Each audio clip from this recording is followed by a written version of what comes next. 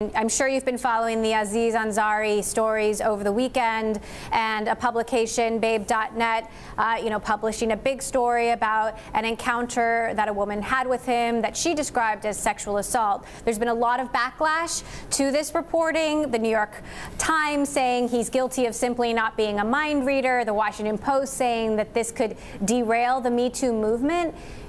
Talk a little bit about what you think the responsibility is of the media here, and your take on whether this was going too far or whether this is a legitimate conversation to be having right now. Obviously, the Me Too movement is incredibly important. It's historic, and followed by the Time's Up movement that will look not just at celebrities, but at women in low-wage jobs who are often victimized more than anyone else.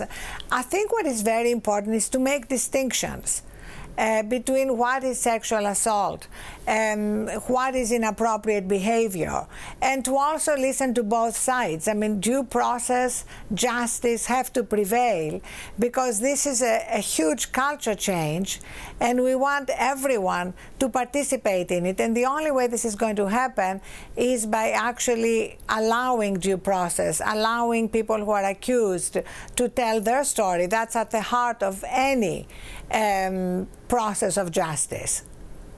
So do you think that that story should have been published? Would the Huffington Post have published it?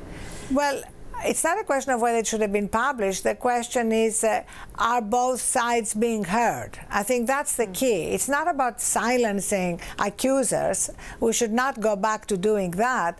But it's also about allowing the accused to tell their side of the story.